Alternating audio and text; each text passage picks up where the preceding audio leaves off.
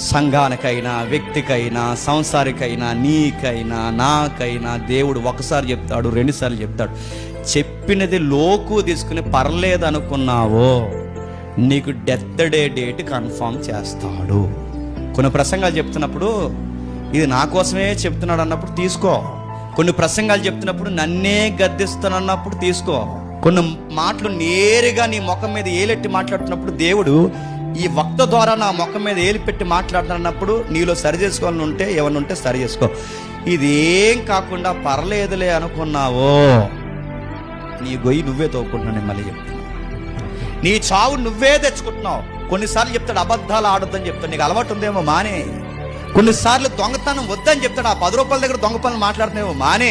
యథార్థత కోల్పోయి బతుకుతున్నావేమో, చీకటి పనులకు అలవాటు పడిపోయేమో. అవి కొన్నిసార్లు ఈ పులిపేట మీద ఏ వక్త అయినా నేరుగా నేను గద్దిస్తున్నప్పుడు ఆ మారు మనసు పొందమని అడుగుతున్నప్పుడు మారిపో, పర్లేదని తిరిగావా అని మళ్ళీ చెప్తున్నాను.